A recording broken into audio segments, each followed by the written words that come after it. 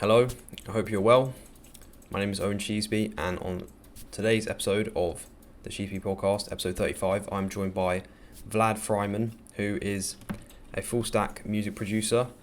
We discussed creativity, the origins of creativity, where it comes from, and how you can become more creative, the lessons he's learned from recently becoming a father, his journey to being elected to represent Belarus at Eurovision, the situation in Eastern Europe, and much more. I hope you enjoy, and let me know any feedback you have.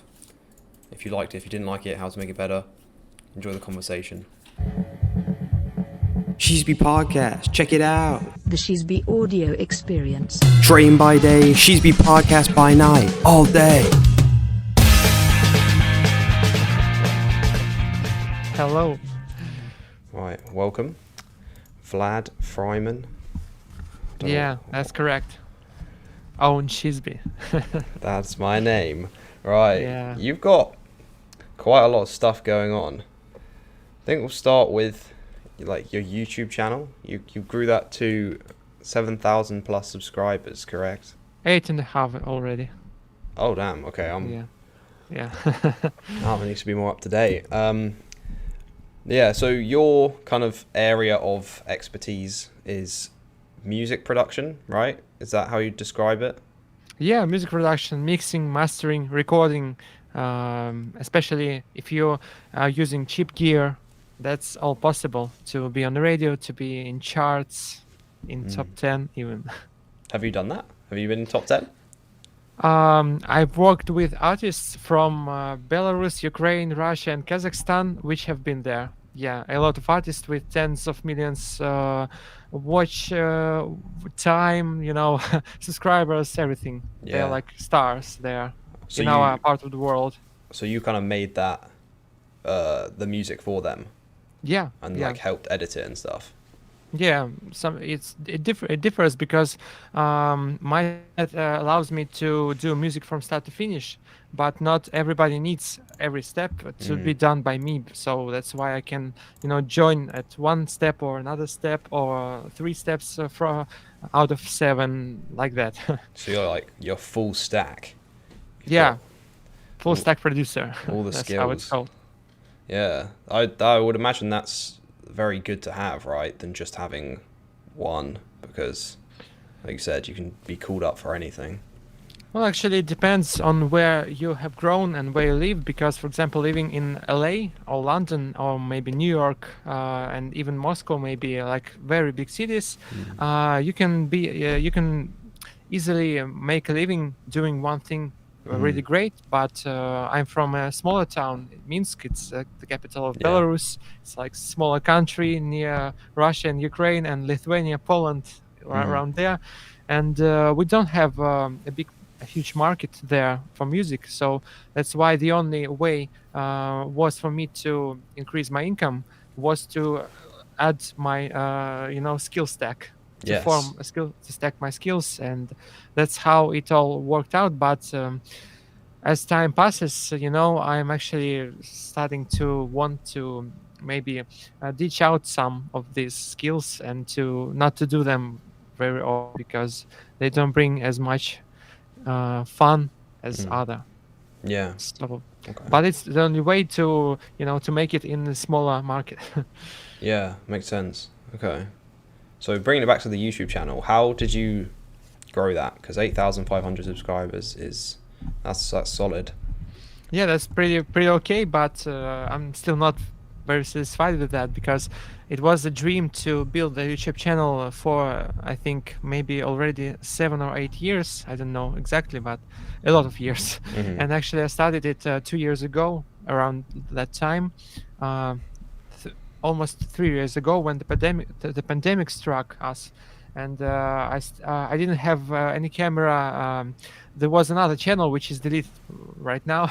It's hidden from the view, but I had like iPhone 6 when iPhone 10 was already there. So I've been shooting like pretty bad quality videos with my iPhone 6, but with good sound in my home, staying there, having nothing to do, having no clients almost because of the pandemic. So that's where it started, because with free time, I've got an idea to record a song using very cheap equipment in my home, even though I have had a studio to rent even all the time, and with nice acoustic treatment, with nice microphones, better gear.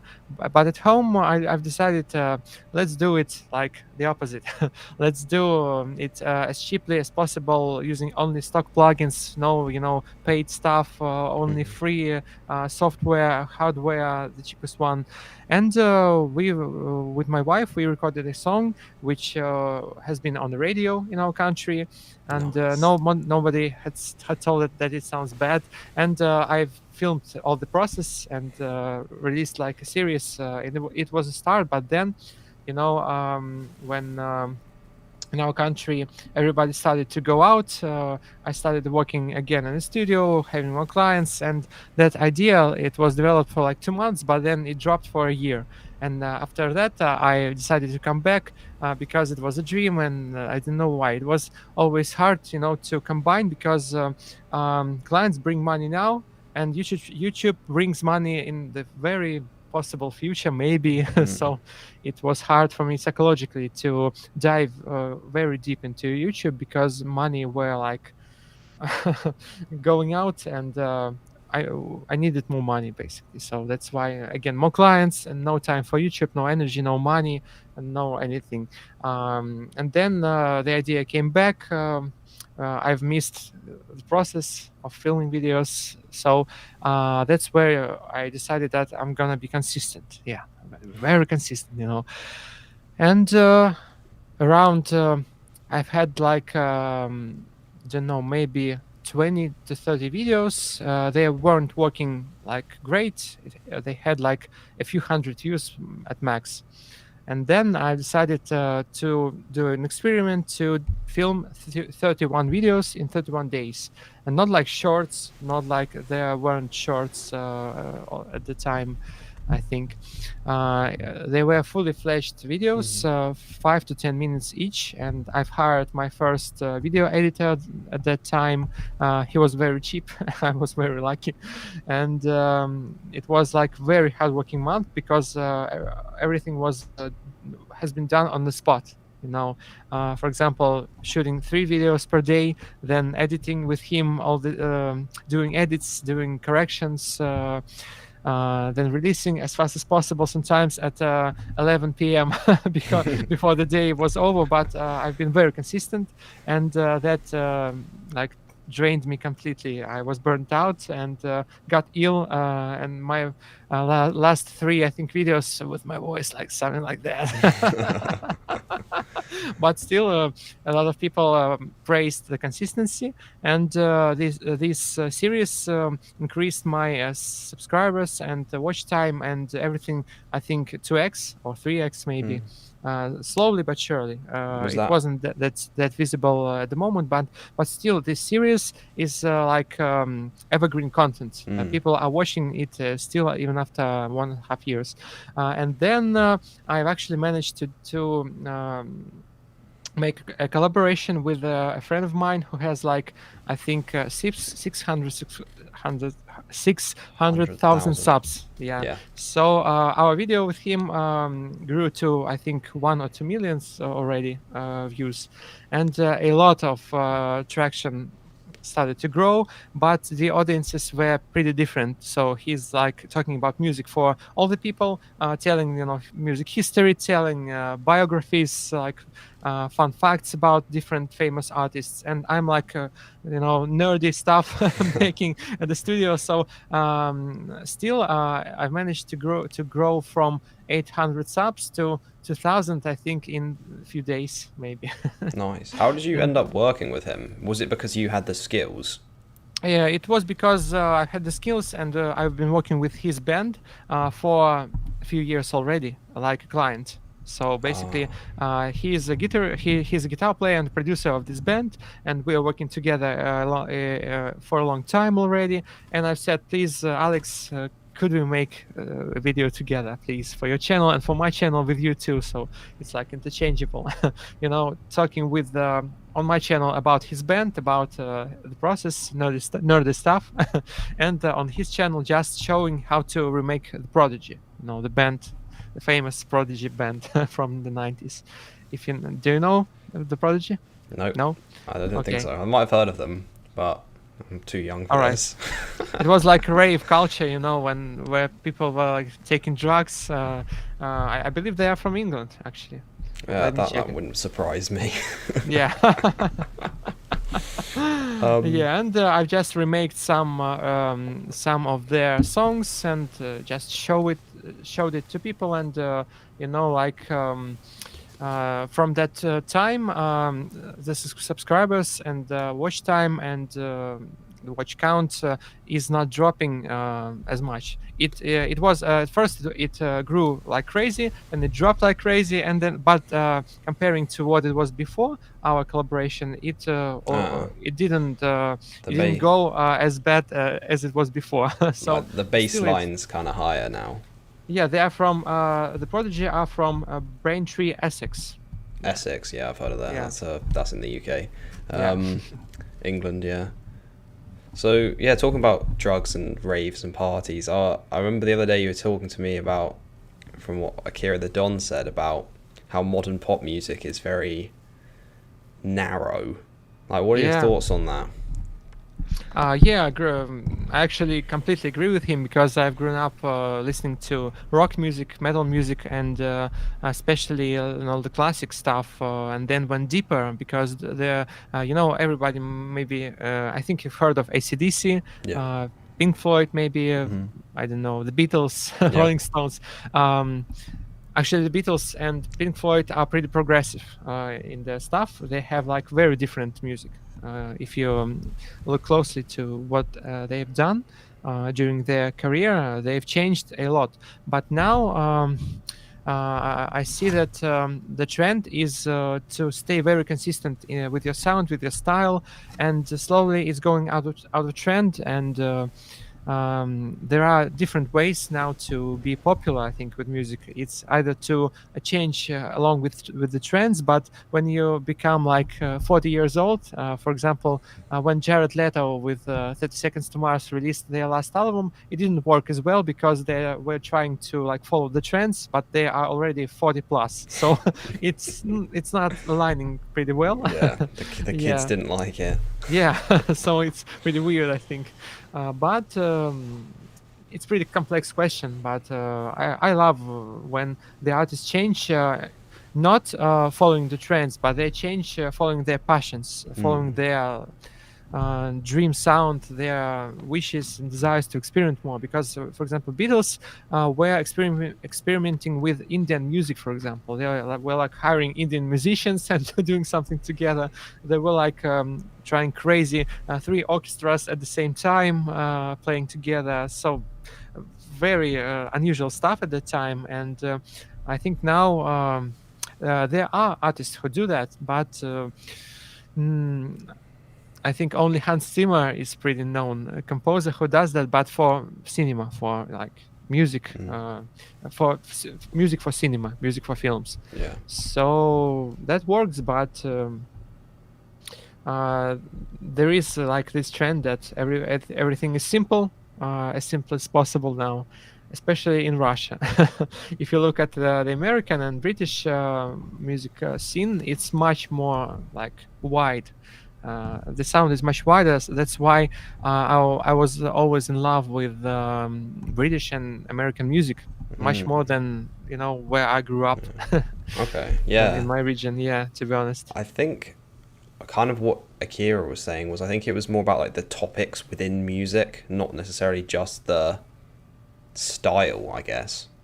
So do you think it's too narrow in terms of the topics, with like a lot of it's about just partying and people falling in love and Yeah, of course. It's. I think it's aligned. Now both the sound is pretty basic and alike with different artists. Sometimes I hear a song from Katy Perry or Zara Larsson, or maybe I don't know whom, Selena Gomez, and I can tell who is where. you can Can't can't sometimes. yeah Yeah, yeah can't, I can't, agree. can't. A Yeah, lot of yeah, it yeah. does sound very similar. Even though I'm a pro musician, so yeah. And also, like, there's a lot of use of auto tune and other stuff like that now than there used to be. So Yeah, it's pretty debatable. From the one hand, the technology helps us to be more creative, to do the stuff that was impossible a few years before.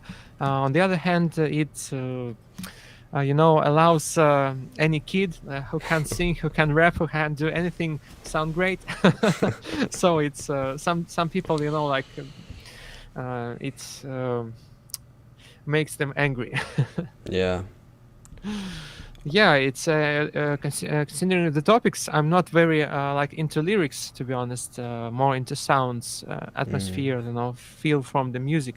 But the topics are also pretty basic, pretty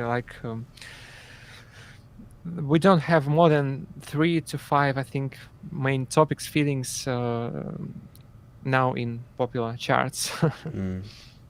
Yeah. You mentioned that you like it when artists are not following trends but coming from their passion. I'm just wondering, where do you think like the creativity comes from? Oh, that's a very complex question, rhetorical question, actually. Have you read a book, The Big Magic by Elizabeth Gilbert, or no? No. It's one of the best books on that topic I've read. It's about the ideas, actually, and it has some spiritual, I think, maybe feel to it. Not like very woo-woo, but a bit of spirituality there, and I agree with that.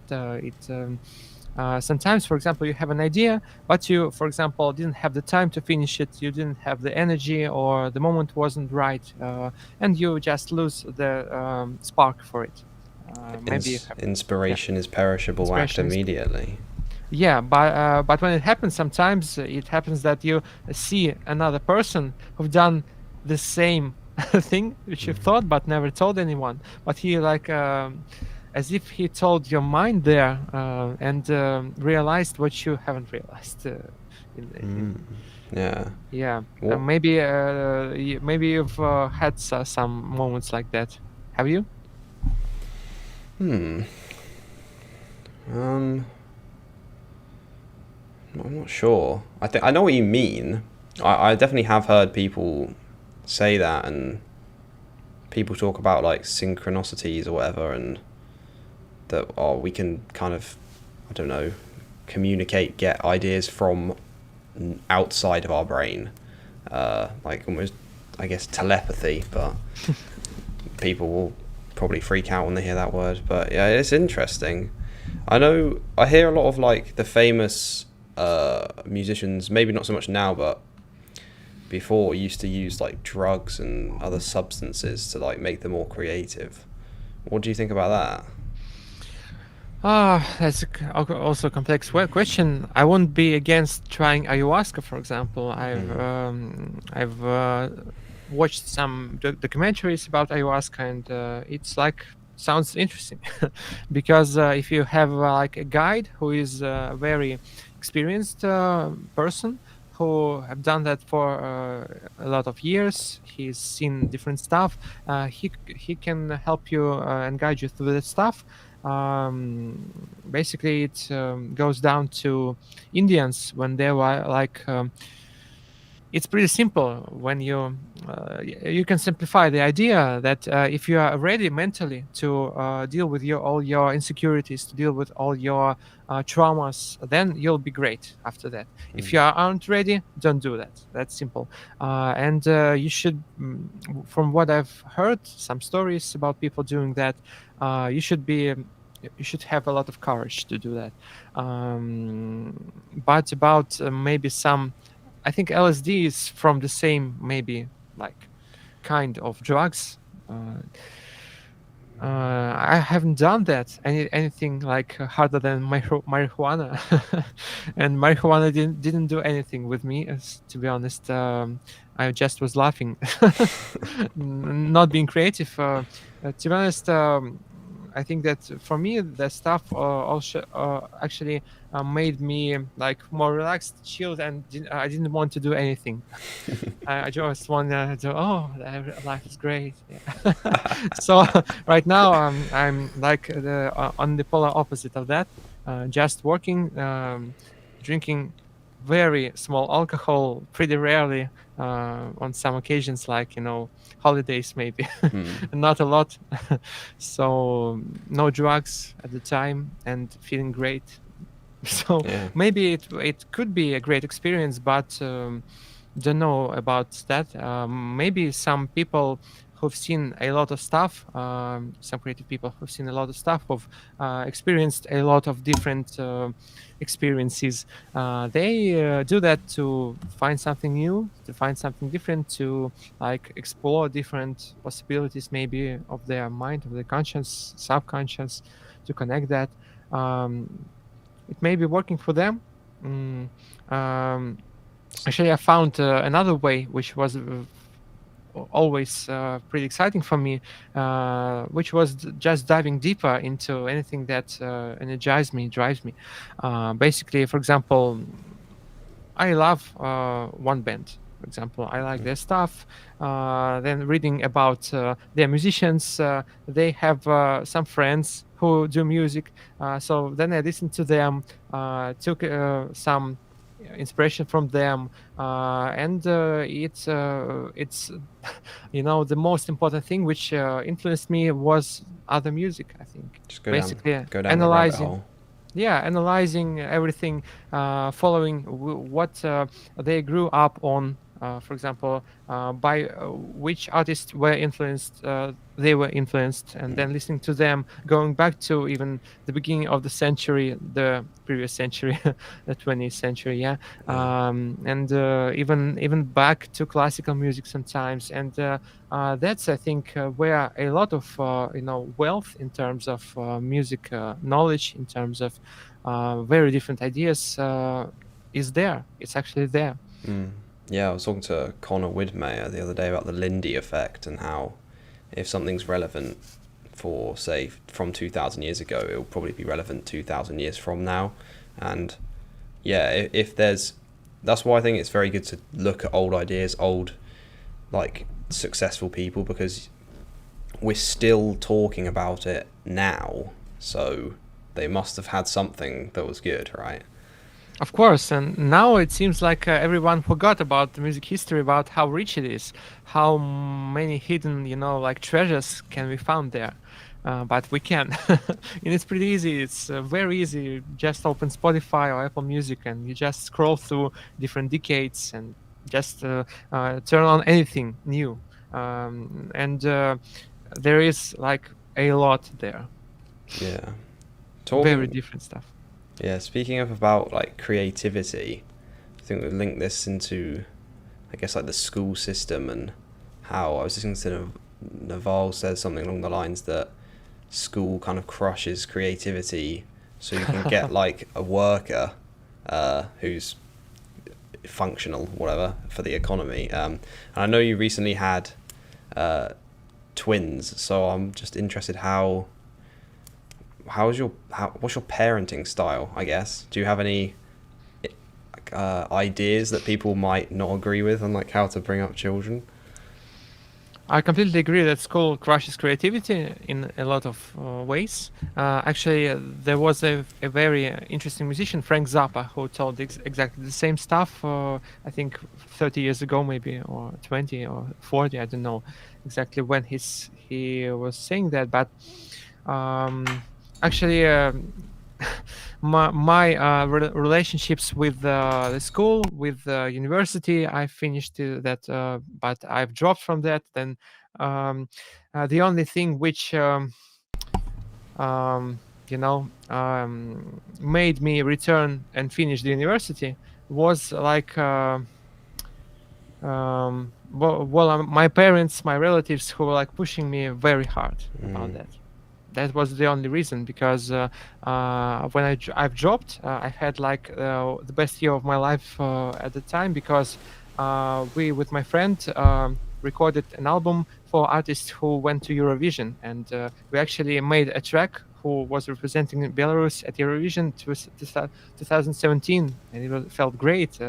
And then, like coming back to that university, I've been studying at the linguistic one, not anything with music. Music like came naturally and with private lessons. And look at me now. So what? Yeah, of course, I'm speaking English better than a lot of people there in my country, but music is like my work. And about the parenting, returning to that, Elon Musk actually had some pretty great thoughts about that, and he's opening the school.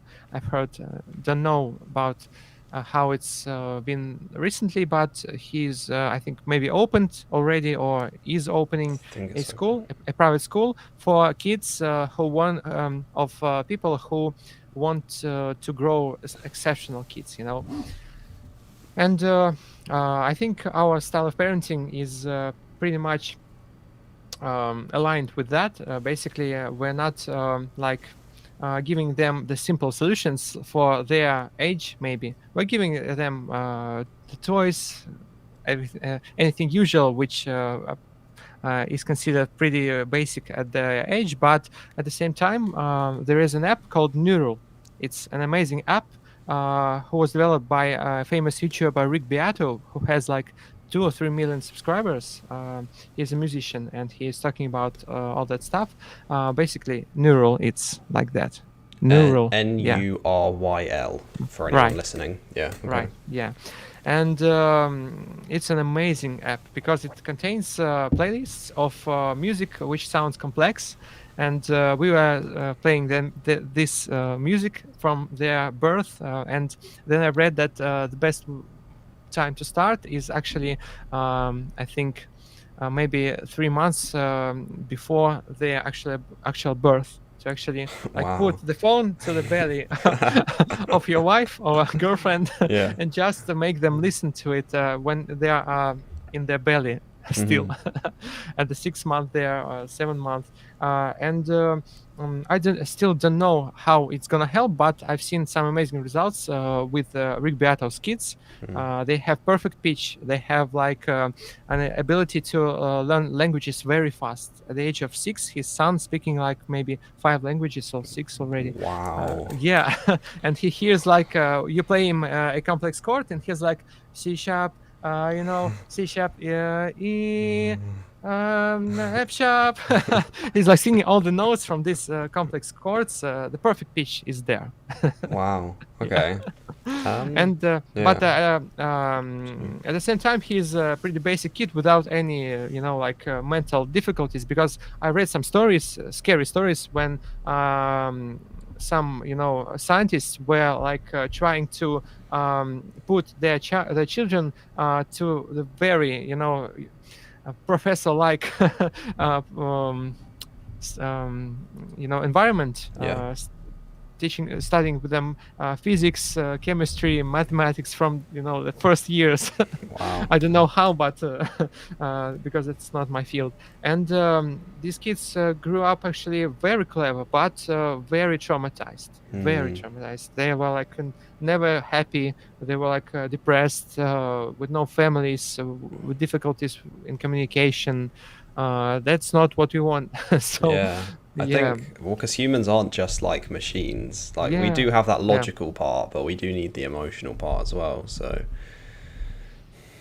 basically, it's like 30 minutes to 1 hour per day. Sometimes it's 20 minutes. Sometimes it's we're skipping that because they are not feeling great, for example, or have bad mood. But when they are ready, let's do it. Let's listen to some complex stuff, classical, jazz, fusion, experimental music, some.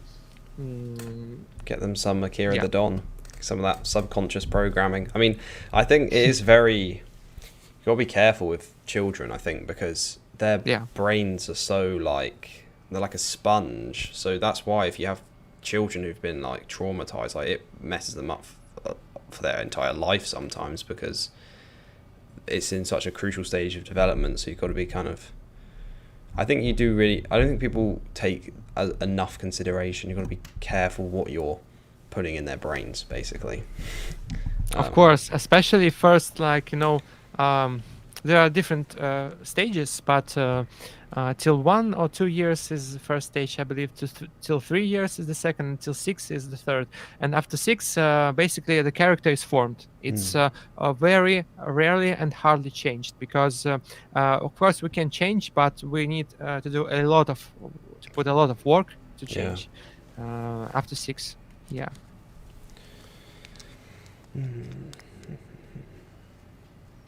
How has your, I suppose, worldview changed since becoming a father? Actually, it's a hard question still, but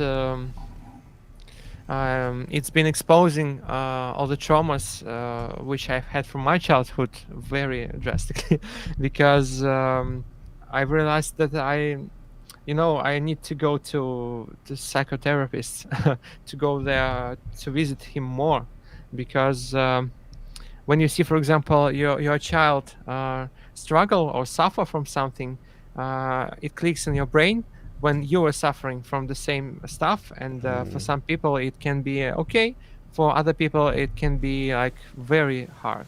And sometimes my memories arise when I've, for example, was feeling very lonely, or when I've been feeling that, wanting something so badly, and the parents didn't give me that. So that's the moments where I'm like becoming pretty Flashbacks. These flashbacks drive me crazy sometimes. To be honest, my wife is much more stable with that, to be honest. But it is what it is. So right now, I'm trying very hard at these moments to let go, because meditation helps with that. Long walks help with that, because there's gonna be some moments like that, and sometimes she feels like that. She needs some, rest. She needs some space, because we all need some space from time to time. Yeah, and with children, it's pretty hard to do that. So, for all the parents, please try to have some space for yourself, to have some time for yourself. Sometimes not to do anything, just to relax, to sit down. Often help the kids more, because I think people sometimes think, I need to help the kid all the time, but like, if you go and take a break and you're more relaxed, they need a relaxed, functioning parent. They don't want a stressed out like parent who's losing it because they can't take a break. It's like that oxygen mask in the plane. Everyone who's been on the plane heard that. Please put the mask on yourself, then on your child. Then you can help other people. Sort yourself out, like Jordan Peterson says. Like, then go and help the world. I heard it's a pretty sad story. Someone I knew, their dad was deployed in somewhere fighting in a war, and they always heard like children crying and like people getting shot. And then when they had a child, like every time they heard the child crying, they just kept having flashbacks. It was terrible. So they literally had to leave basically until the child was grown up, which was really shocking. Post-traumatic disorder. It's a hard, tough thing. I was gonna link this to something. I was gonna say you find it hard when the child is like struggling, which obviously makes sense, like that's instinct, but how do you balance with, like, you do kind of have to let the child struggle a bit, right? Like let the kids jump in puddles or whatever. You don't want to protect them too much. How do you balance that? It has been my problem, because my mother is over caring, and I've grown up with her, with my parents divorced, so that traumatizes me a lot, and that's why I'm doing it differently. It's great to show the direction to help your children with the direction, but let them do it themselves. Everything, to let them to fall down, let them cry a bit. Of course, in pretty reasonable, Yeah. uh, but of course they need to suffer, they need to learn all that stuff. Jordan Peterson is talking about that, a lot of great thoughts and ideas he's been saying. Yeah, an over coddled child will, like, in the end probably become resentful, and you might try and protect them now, but it will probably lead to problems later down the line because, well, they can't deal with any hardship without you. That's been my story. That's why a lot of hardships which I've dealt with later, I need to read a lot of stuff, to work, to talk with people, to realize from the logical standpoint first. That's been my story. That it's like that. Yeah, you need to suffer. You need to suffer, but you decide to suffer. For example, for what? I decided that I'm willing to suffer in order to be successful in music, in order to work with different artists, in order to have the skills to create high quality music consistently. That's where I am now. I'm at now. Right now, the next part is to earn more money. It's like different stage. It's pretty hard, but I've had pretty traumatizing experiences when I didn't realize that. So because I got used to everything being pretty easy. Yeah. So then it was really hard when life gets you, punches you in your face. Yeah. And but at the same time, all these traumatizing experiences is the best way to learn. Yeah, if you can get through, then you'll become a lot tougher. Yeah. Yeah. As you were saying, I think it's really important with like the why.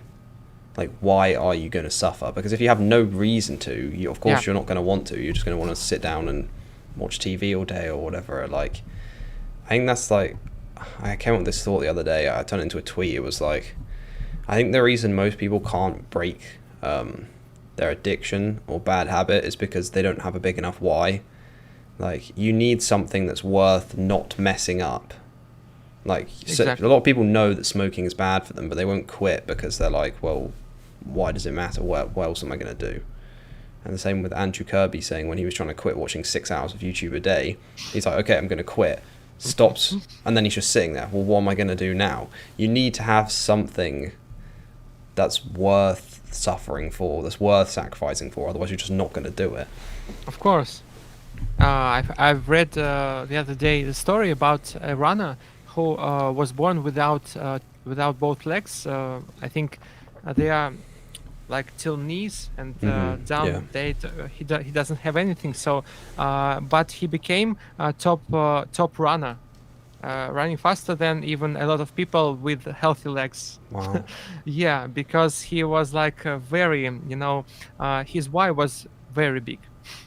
And I was impressed with his that's the idea. He told that you need to know why. Basically, that's what you said now, and it's a pretty big why. Then it's working. Yeah, definitely. You recently moved, right? Wait. I'm just in the process of moving to Israel. Yeah, it's pretty hard, decision, but I don't know if you're familiar with all the stuff we have in terms of Russia-Ukraine war, and so basically that's the reason, because I think everything is now pretty has double standards there too, and we are having pretty tough situation now because our governments are very powerful. To be honest, we didn't believe they are as powerful as they are. Only time shown us that Russian government supporting Belarusian government too are pretty powerful structures, and it's basically, I think, like a Cold War too now is happening in the world. So a lot of informational misinformation is flying around there too. So I don't think anyone of the public knows exactly what's happening Yeah. now in the world in terms of a lot of stuff. Talking about coronavirus, talking about the conflict in the Ukraine and Russia, talking about what else? The crisis too. There's a lot of shifts. There are a lot of shifts happening now in the world, and basically right now a lot of USA and European services and companies decided to stop working with Belarus and Russia because of the situation. So that's why we are very used to using VPN, for example, to pay for a subscription. For example, we can't watch Amazon Prime without using VPN, for example. Yeah. So Belarus is on the side of Russia, right? Yeah, in terms of the governments, yeah, but there were a lot of protests in 2020, but it didn't succeed, so a lot of people went out of Belarus, but it's pretty small comparing to Russia and to Ukraine now, so that's why everyone forgot in the world about our 2020 situation, because now a number of people who suffered, who died is much bigger than it was here, but it was pretty local problem, but with pretty bad outcome too. So right now it's one of the reasons, because there is no market there in Belarus now. For example, to organize a concert for a band, you need to have a lot of agreements with our culture ministry. A lot of papers need to be signed, and it wasn't like that before. Yeah. So a lot, we have lists of band artists. I think right. So they won't let you can't have music from the West. Yeah. Okay. Yeah, they from the West. It's allowed to play that, but we have a lot of abandoned artists from Belarus. Oh, Belarus. Okay. Yeah. Or and for example, from Ukraine, also from everyone who supported the opposite view, the opposing view of our governments are not allowed to play there, to have concerts.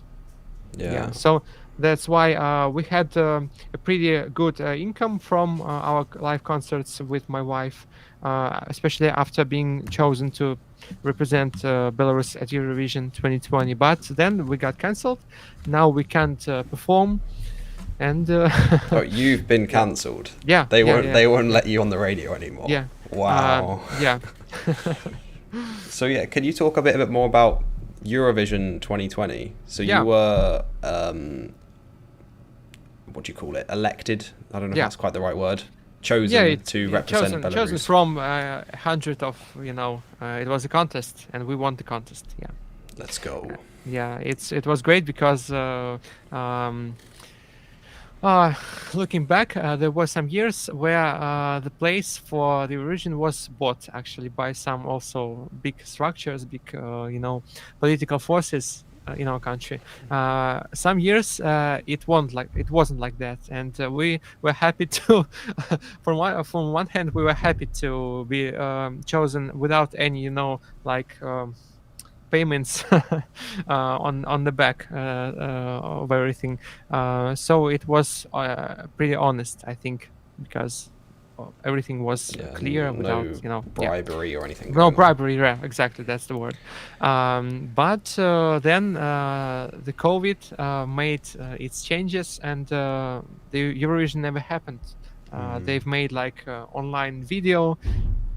Pretty bad quality, I think. Online performance, gosh. Yeah, it's not performance, it's just collection of music videos of the performers. So it wasn't even live. So then all this situation happened, and we were expressing our opinion about that. That's why we got cancelled. The next year, Belarus was banned from Eurovision.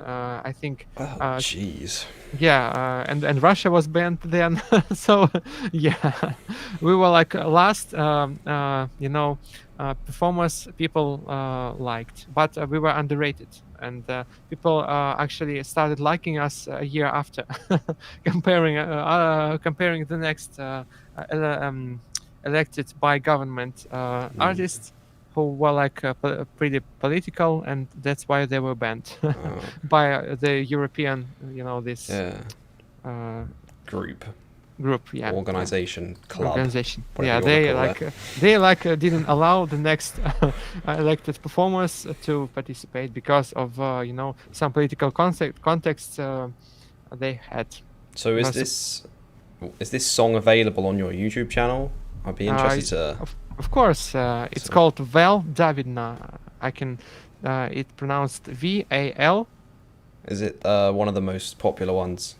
I would imagine. Yeah, it's the most popular. I'm gonna write it in the chat now. I'll check that out. I wanna see. I'll be interested. It's like yeah. Davidina. There is. What does that mean? Davidna. It means till dawn. Till dawn. Till dawn. It's in Belarusian language. Actually, unfortunately, Belarusian language is not very used now. I think around 5% of Belarusians know it really well to speak it like in real life, because it was language which was pretty much destroyed for the last century by Soviet government. Yeah. Because they were like. They were thinking that Russian language should be used by everyone, so it's predominantly Russian speaking in Belarus now. Yeah. In Ukraine, much more people know Ukrainian, much more, because they're like pretty nationalists. In Belarus, people are like more polite, calm, like slow. Yeah. So the Ukrainians don't Ukrainians want are the like, Russians. No, Ukrainians are like pretty. Their mentality is like, no, we're gonna preserve what's ours, and Belarusians are like, okay, please don't touch us, please let us live. Fine, happily. we'll speak Russian. Yeah, okay, we'll speak.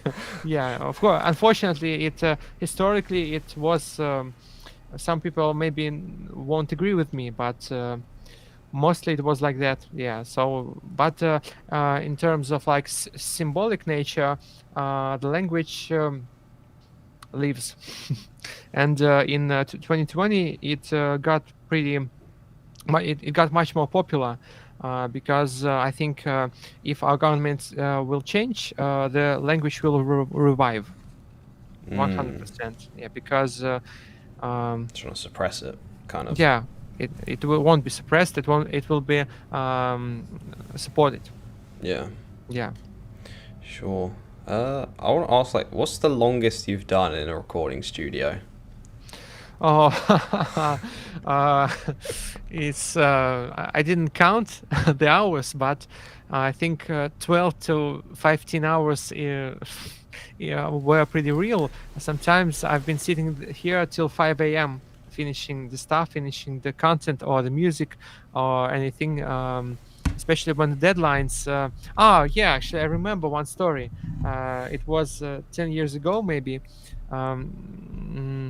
I've had some small operation on my body, maybe with the throat at the time, and I knew that I've had like 2 days left to finish an EP, and so a small album of our band at the time, and I decided, let's not sleep, let's finish that.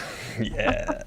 And then it's a very funny story, because it was I think maybe 5 or 6 a.m. and then I see that my folder with all the projects I've done in the last year is missing. Oh no. And the heart starts beating. I'm like deciding, okay, I was living at the 12th floor. Oh no. I had some thoughts, should I drop the computer from the window, or should I drop myself? What will be first, or together with the computer? Oh no. Holding it.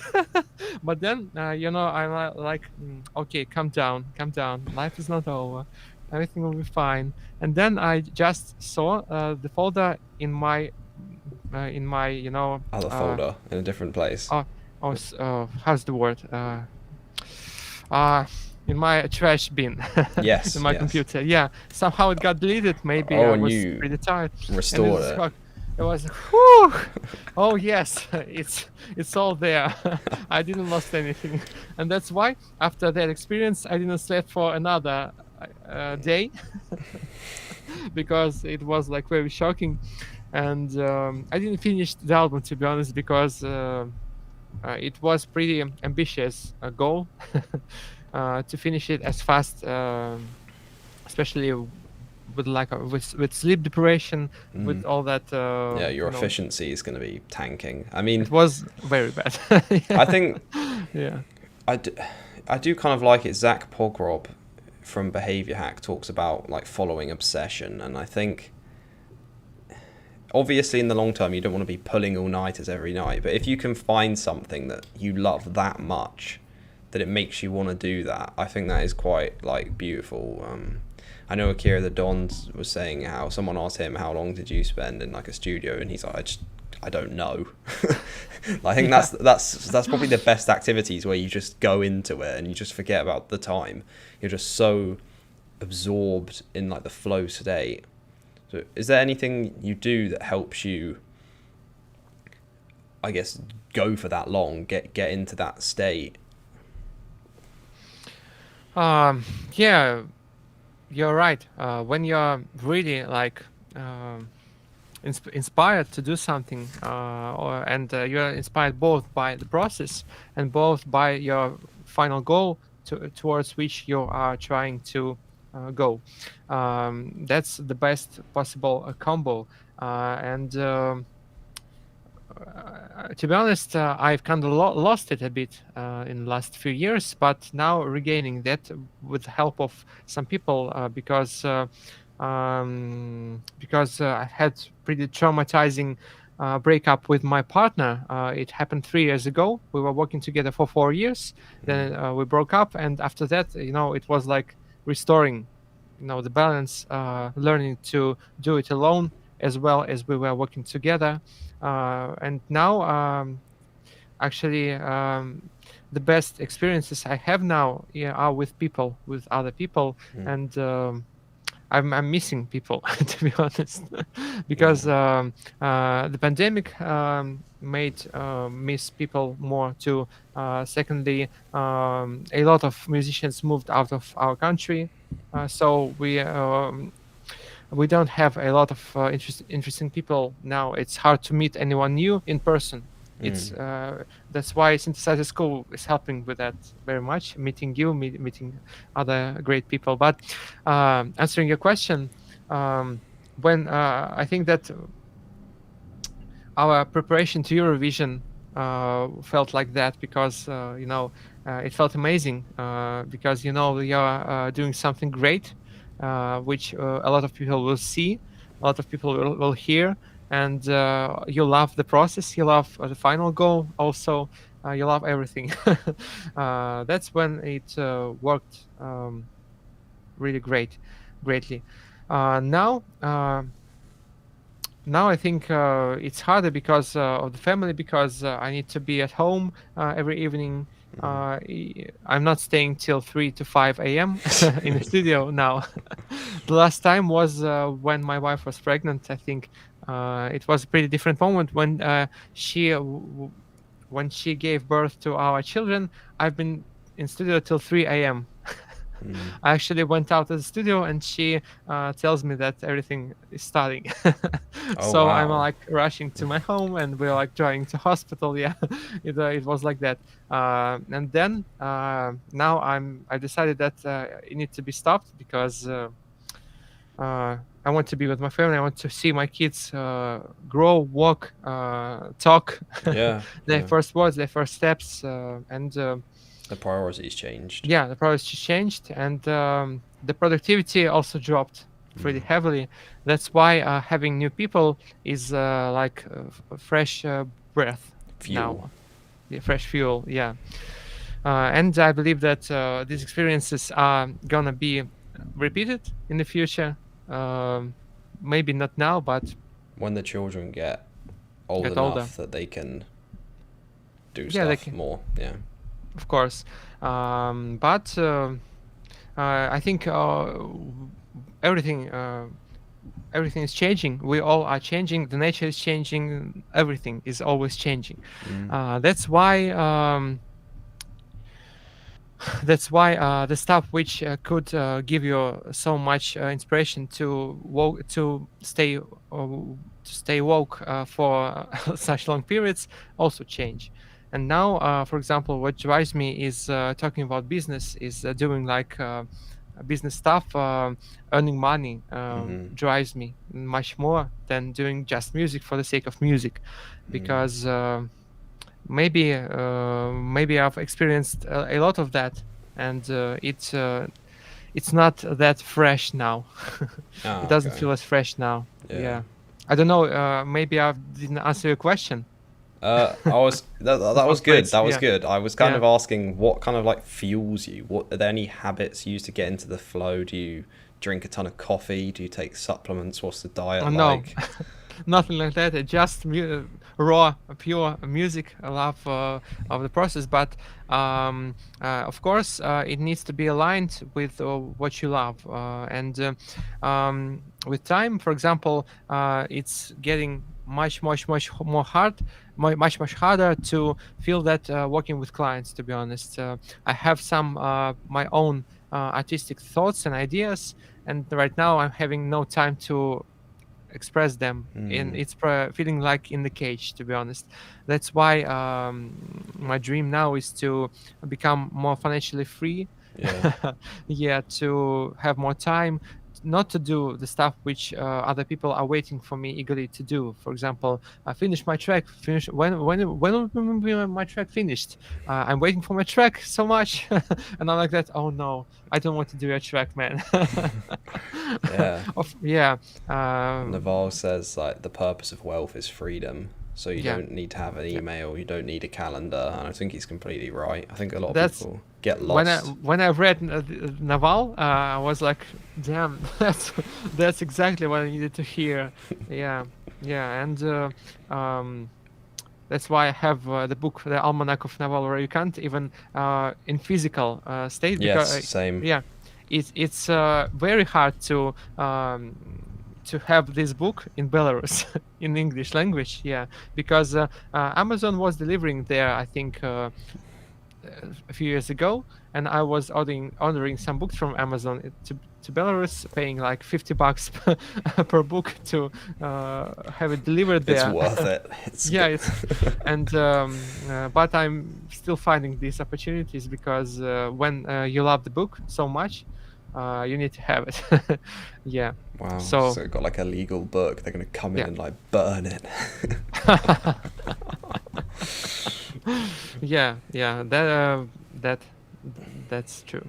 But a lot of people do, I think, get lost. They just have lifestyle inflation. They get more money, they buy more stuff, and then they're never free. They just have a bunch of expensive chains, basically. That's another difficult problem, because to be honest, music production is a sphere, a niche where you actually always wanting more gear, more guitars, more like Better microphone. microphones, yeah, more like studio monitors, more like better computers, more expensive everything. That's a trap. And when I've heard the idea of there is a man, his name is Graham Cochran. He was doing the recording revolution, the channel and the online business for 12 years, and then he dropped it, and he started teaching online business. And I recommend highly to listen to him, to any content creator, to be honest, and any online business creator. Let me spell it. Graham. Graham Cochran. Cochran. Yeah. GRAHAMCOCHRANE for anyone listening. Yeah. He's an amazing guy. Not very popular. He has like 50,000 subs on YouTube. But some of his ideas are pretty pretty unusual and amazing, and aligned with Naval, aligned with. But he's like more niche down to music production with his Recording Revolution blog, and with Graham Cochran channel, he is aligned to content creators and online business owners who sell courses, who sell memberships, who sell like information. And when I heard around 10 years ago that it's possible to create quality music with $300 studio, and he proved that because he actually have done some tracks using $100 microphone, $100 audio interface, and the old computer he had at the time. I was shocked and impressed that it's possible, and that's what helped me to become a professional in my niche actually. That's the opposite ideology of everyone else on the internet, and that's what he's saying now with online business. You can start a business with $50 basically. You have your phone, you have your computer, you have everything. You just need to do it. That's the main thing, is that there's just not enough action. Most people think, I need this and then I'll start. It's like, no, start. You don't need it. You want it. Start then learn. Yeah. And another thing which is pretty different with Graham, he is very simple. He simplifies everything, and I think a lot of us overcomplicate and overthink everything. I'm in the trap too. A lot of times I just like, okay, I want to do that stuff, and I want to have that stuff. It helps me to do that. Oh, yeah, and it's like spreading your attention, your energy in every possible direction, and not doing enough to succeed in any one of them. Concentrate on one, get it really good. And he lays down simplified systems for business and for music, and that's what I think made me succeed in music very much, and that's why I want to do with my blog in the future. To return to YouTube, because now, to be honest, in the last 6 months I've released only one video because of this lack of time with children, because of different priorities, to have money now, and actually all these clients which I've gained thanks to the content are still coming. New people are coming from all over the world. From Canada, from the UK, from Germany, from I've had clients and students from all over the world. So the evergreen content is still generating you leads. It's still generating leads. Yeah, it's amazing, and I couldn't believe when it started to happen, and it still happens even with this big pause now, and I think Andrew Kirby has also had a big pause now in his content. It still works for him, and that's why his priorities changed. The power of the internet, Yeah. This might be one of the last things I ask is, how do you think a musician's brain is different to the brain of a normal person? Or this could be your brain. Did anything change when you learned music? Yeah, there is a very popular video, I think it's pretty old, from TED, how music changes your brain. I think it's called how music affects the brain. How music affects the brain. Yeah, let me find it because how playing an instrument benefits your brain. It's like it has 11 million views. It's it was done 8 years ago, but it's still sometimes it's from TED. Yeah. Sometimes YouTube recommends it to me even now. I recommend that video to everyone because actually your brain develops new connections when you are synchronizing your hands, your ears, your legs. Sometimes when you're a drummer, for example, your legs must be synchronized with your hands and with your brain. And if you're a drummer who sings at the same time, imagine. When I see that, when people are singing and playing an instrument, it's like, oh my gosh. But basically, what you do in fitness, in boxing, for example, in sports, it's pretty similar. It helps you develop your brain coordination. With coordination, it actually I think helps you stay healthy for much longer time. Well, definitely. When you do that, yeah. And language learning also falls into the same category, but it's more like mental without physical alignment, Yeah. So I think now, when I'm feeling music, as a continuation of myself, for example, when I hear frequencies, notes, chords, rhythms, timbres, you have a lot of stuff in music, actually, especially when you produce music from start to finish. You have a lot to deal with. Different instruments, different frequencies, mixing.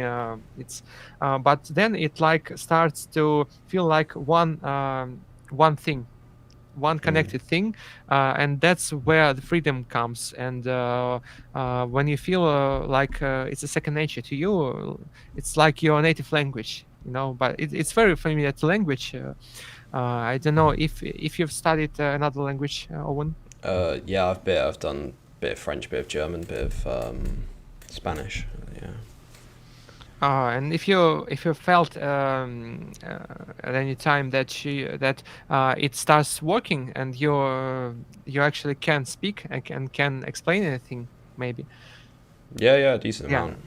Yeah, that's pretty similar with all that stuff, and um, it can be explained with words. Actually, you just need to feel that, and then it's really an amazing experience when you're feeling music like that, and everything is aligned, and you can fix all the problems you see in your students. You can tell which is where, even when it's sounding complex. You can differentiate different instruments, different textures, and that's what always impressed me very much, to do that, to like reverse engineer everything, You've got basically. like complete mastery almost. Like you can tell what everything is. Like someone will play a note, and to a normal person they'll be like, I don't know, it's just a note, right? But you will know it's that. Yeah. When you can just, for example, the door cracked and you're like C sharp. It's not my story. It's perfect pitch, but you don't have to have perfect pitch in order to be a successful musician.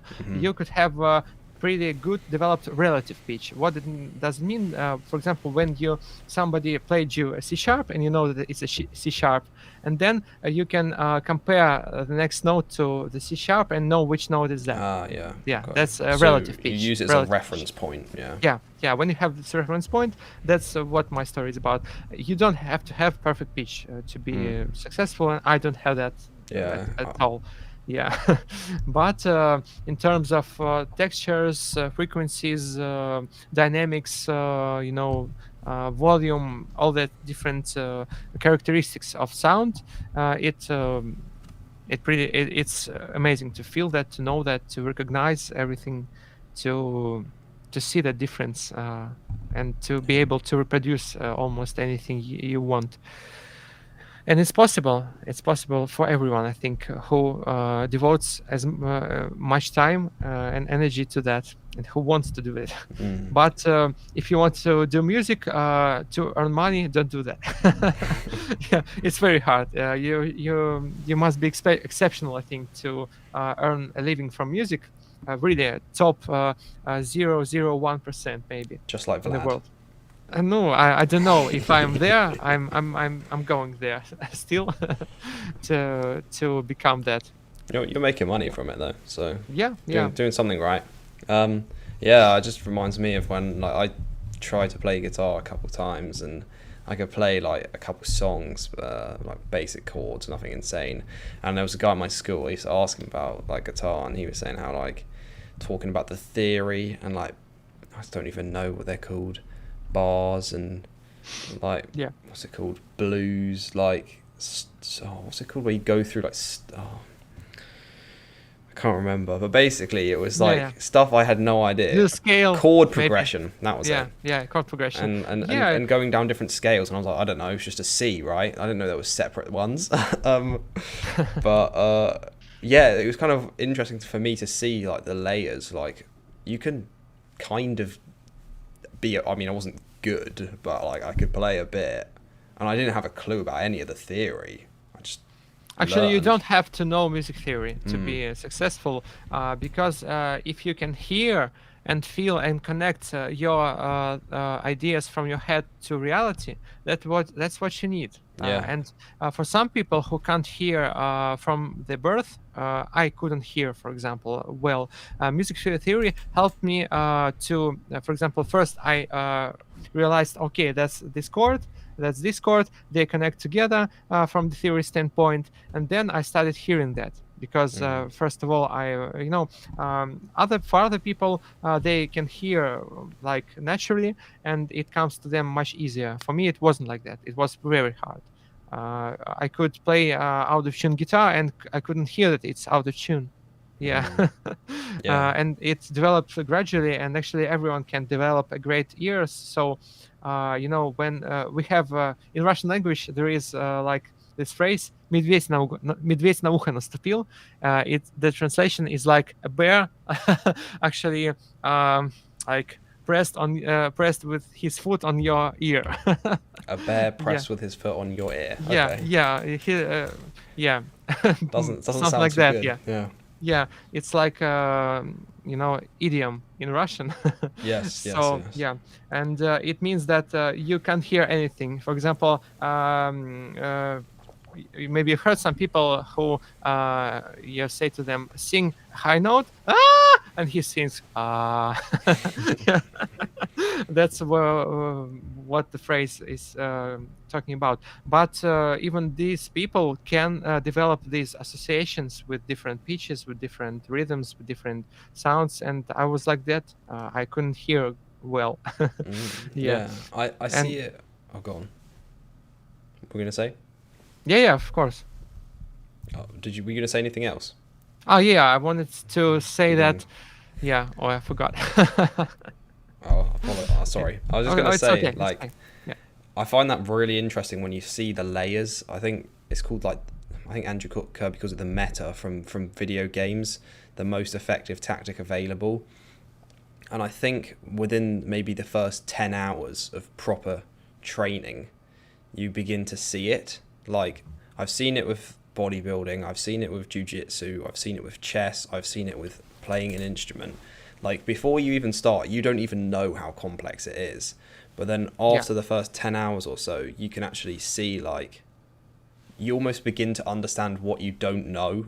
You're like, oh, there's all this behind once you get the basics. And it's like, wow, I do really find that awesome. And I haven't gone with the guitar, but, well, with working out and jiu-jitsu I'm starting to see. I started jiu-jitsu like 3 months ago, and I'm actually starting to see the layers. Like, I can kind of understand why people are doing stuff now if I'm watching like two really good guys, but I can't do it, but I kind of get it.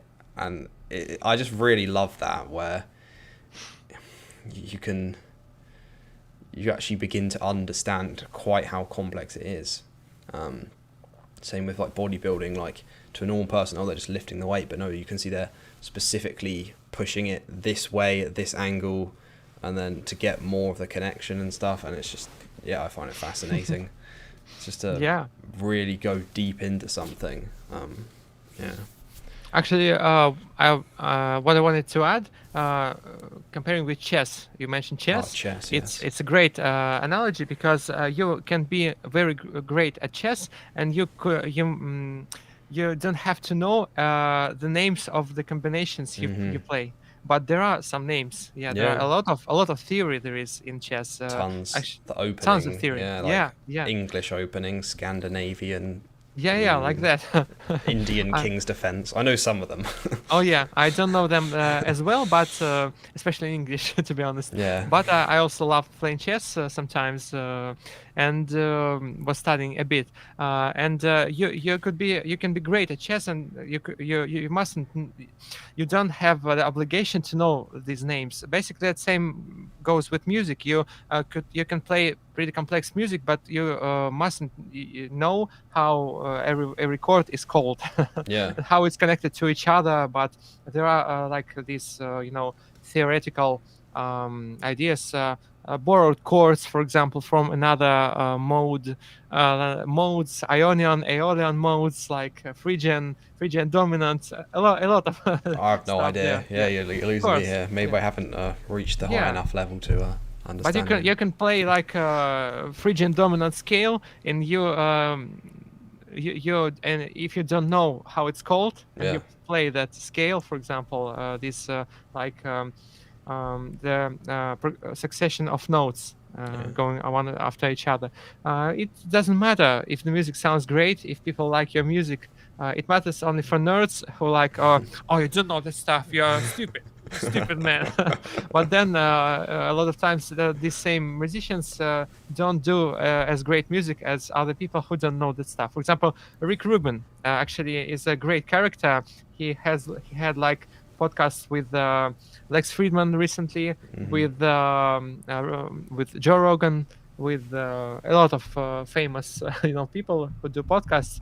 Yeah. And he released his first book about creativity, and he said that famous quote in 6 minute interview. I think that's how it's called, from BBC, maybe a 6 minute interview. Yeah, that I don't know how to play instruments. I don't know how to turn the knobs on the mixer, but I can help musicians. I can help musicians produce music which I like.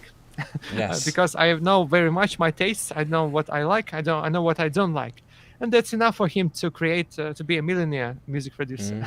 I think That's enough for him. it reminds Enough. me of I think it was Grant Cardone. I Yeah. thought this was really funny. People were saying, he's like, oh, I get messages all the time. People read my book and they say, you didn't spell this right, or this grammar isn't correct. And he said, yeah, look at the front cover. It says best selling book, not best written book. Yeah.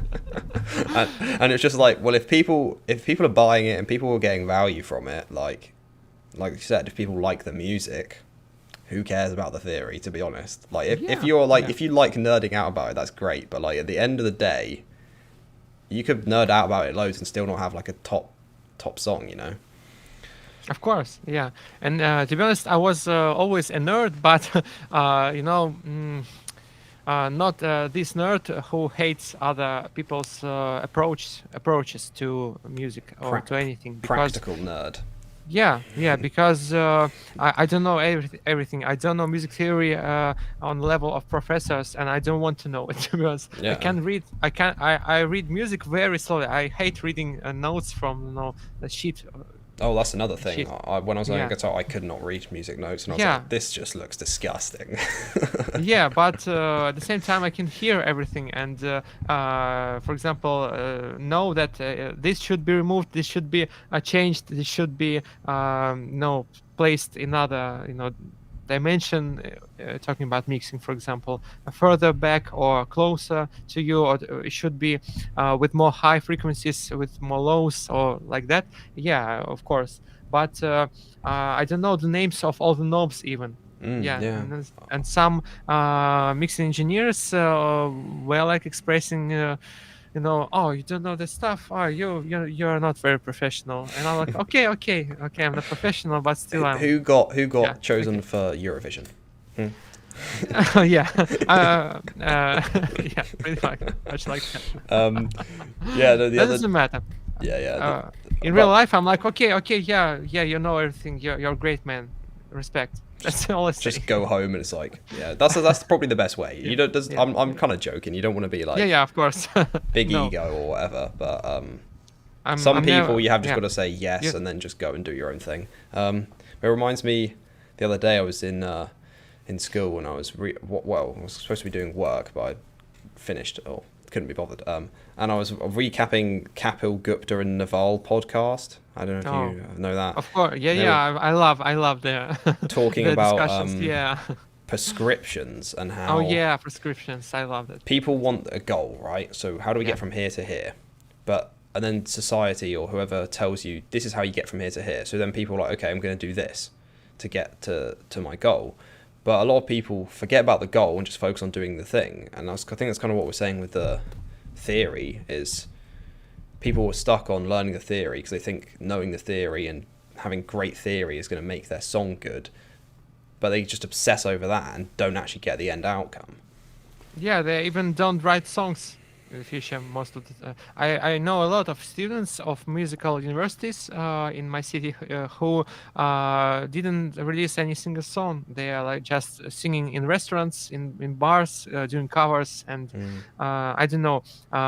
Maybe for them it's enough, but Doesn't make I sense, really. I can't see if that I can't imagine even one person dreaming about, oh yeah, my dream is to sing at bars. Mm. No, not my own songs. No, no, no, only covers.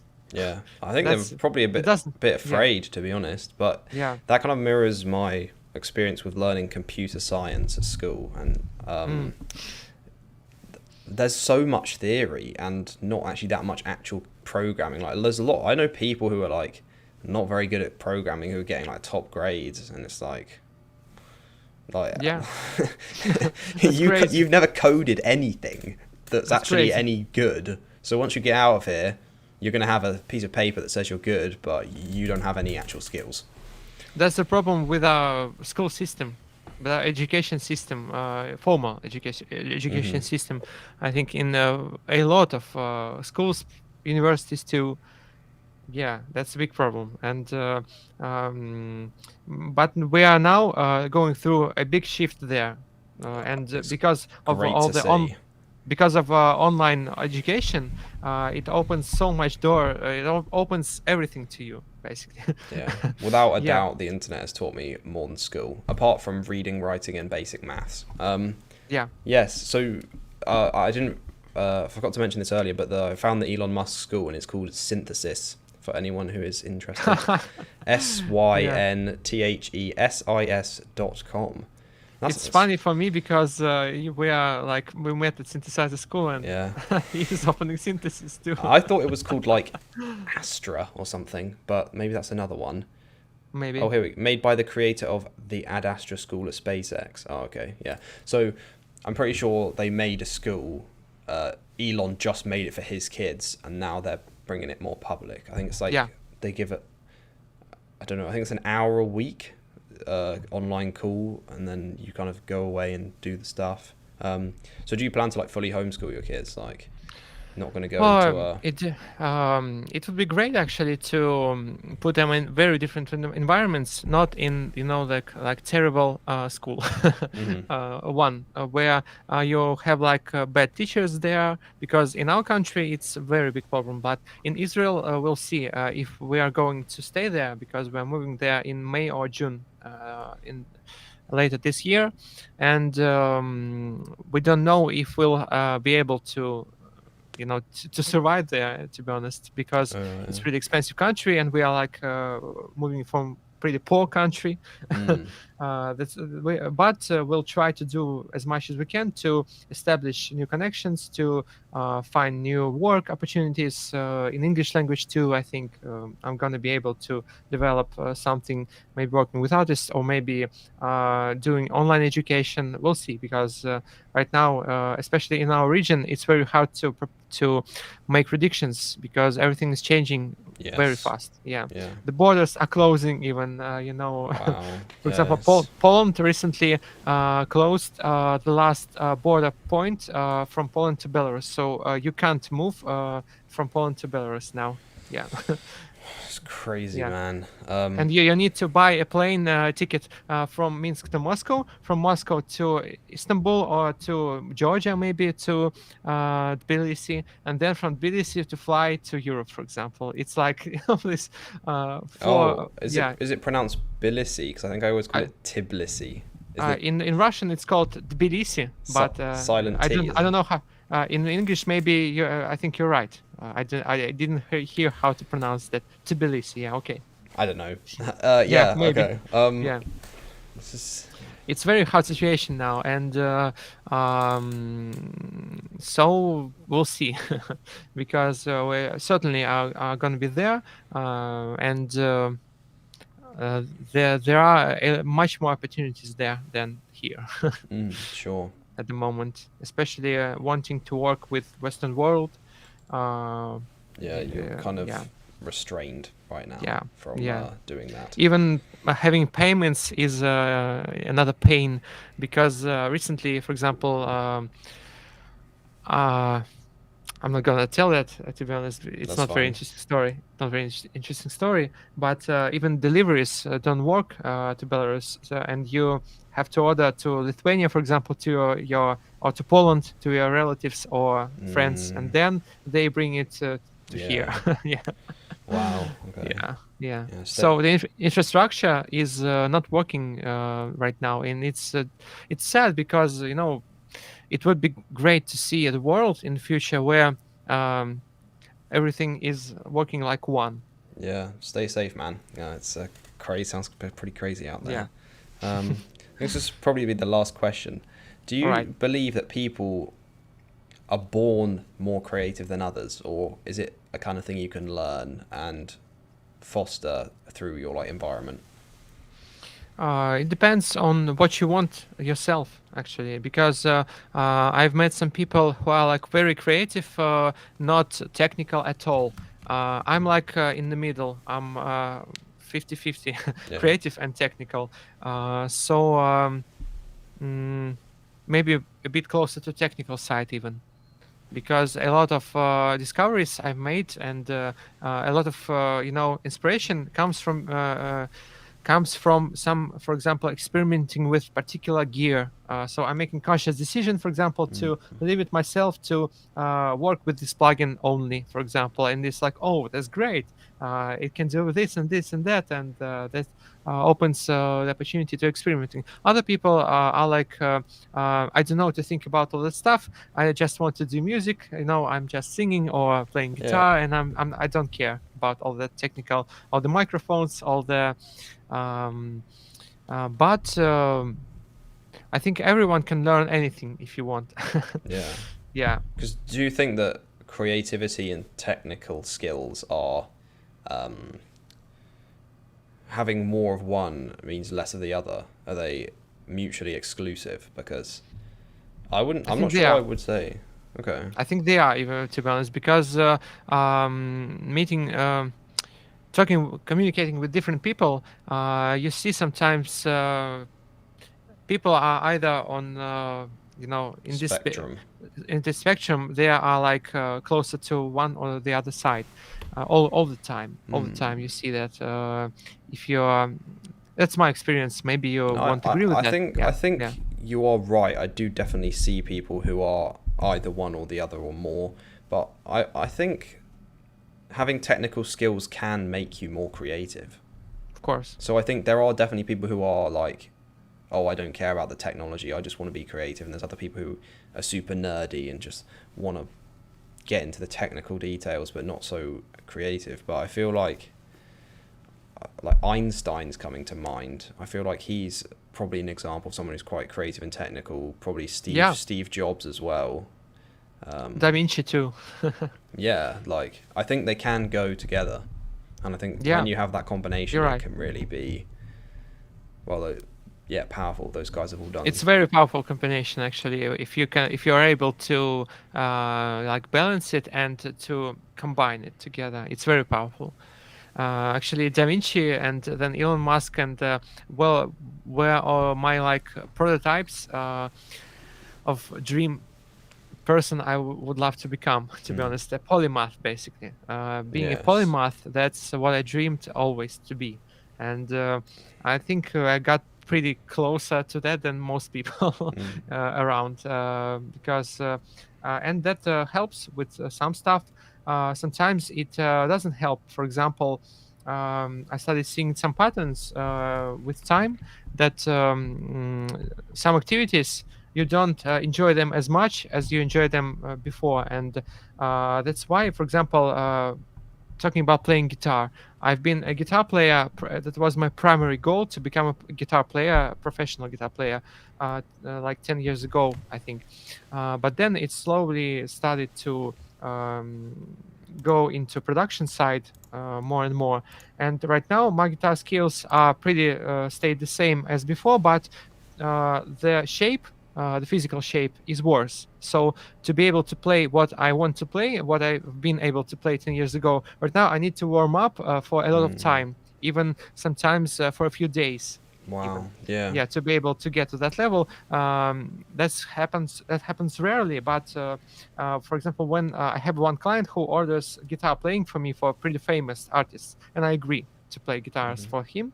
The ears, the creative side is there, but the hands won't listen to me. Are like pretty sloppy sometimes, and that's why I need to put in much more time now to record these guitars, and even increasing the prices. It's not justifying for me to do that, to be honest, Yes. today. Yeah, so of course, yeah, I can play guitar, I can play it, but the skills, if you don't practice them enough, they won't stay the same. Yeah, It's the attenuate. truth. Yeah, it Yeah, makes yeah. sense. Like, I'm wondering, like, in my brain now, like, is technical skills, do they attenuate more over time compared to creativity? Is creativity easier to just turn on and off, whereas It's technical easier. skills, I think you need to be actively practicing more. Yeah, and if you want to do, a lot of activities which require physical activity, for example, even playing guitar, keyboards, bass, and singing, and like me, and also mixing and producing, there will be always some skills which will be worse than other, and because you don't have the time and the big enough why to practice them all the time. Yes. For example, also I play ukulele, I play mandolin a bit, but it mostly it is it's pretty simple parts. I don't play like virtuoso level there. Basically, in sports, we can compare that. I think one person can easily learn how to play basketball, football, rugby, jiu-jitsu, chess at basic level. Yeah, you can. But can you do all that everything at That's a like high level. top level? No You chance. can't. No chance. Yeah, you're right. Because to get to a beginner is so much more effort to be, say you're like top 100th in the world. It takes a lot more effort to get from like top 100th to the best than it does to get from like beginner to intermediate. And as we were saying earlier with like your full stack developer, I feel like if you have creativity and technical skills, that's kind of like full stack, like, I don't know, what for? Entrepreneurship. Just crushing it, basically. If you have those two things, I think that's actually a really good combination. Actually, I think that's what helped with YouTube very much, to be honest. When I see some of the content from Synthesizer School, to be honest, I don't want it to be rude to anyone, but there is a lot of room to improve the picture, the sound, and the flow of the video. And that's the stuff I haven't been ever taught that, to be honest. But somehow the requirements to myself are pretty high in regards of the quality of these things. The editing should be spot on without any, half a second of Silence. that's my approach. Of course, if you do podcasts, if you do like that's not the case. That's completely different story. And I haven't done podcasts, to be honest, to compare. But that's my format on YouTube. That's how it was always done, and it was pretty hard, to be honest, because the expectations are high, the skills of myself as a speaker are low. So I needed to cut, like crazy in order for it to sound great. And for it to sound energetic, fast enough, because I was like slurring the words, forgetting. And the editing was compensating for that, and it kind of worked to get to 8 and 500,000 subs. To be honest, and kind of helped. And to be honest, the most watched video of mine is the most boring and technical one with the most cuts there. Yeah, because every word was like scripted almost. Mhm. Every sentence almost was scripted, and it worked. Yeah. Yeah, Okay. yeah. I was gonna say. Oh, I was gonna say something. Give me a second. Okay. Yeah. No, this has been good. I think we'll Alright. wrap it up here. It's been Thanks. an hour and 30, man. I've enjoyed this. It's been very nice. It was my first podcast ever in English. To be honest, I was pretty like nervous before that. You did really good. Your English is good. Thank you. Where do you want me to send people if they want to work with you, check out your YouTube channel, all that stuff? I'll put that in the description. I don't think that putting my YouTube now is a pretty great place, but if you'd like to produce music or to learn how to produce music, to mix, master, record, even in your home, even with your basic equipment, please shout out to me at Vlad. How it's called? A with At Vlad for the Vlad at FreimanMusic.com. Yes, okay. That email Vlad? address Yeah. will be in the description of this podcast. Yeah, okay. Yeah. I Thank think you very that's much, everything. Owen. It was very nice to talk with you. Yeah, Yeah. we're glad we could do this. Thanks for reaching out. Thank you very much Yeah, see you then. for inviting me too. Yeah. Have a good rest of your day. You too. See you soon. Goodbye to all the listeners. Bye bye. Goodbye.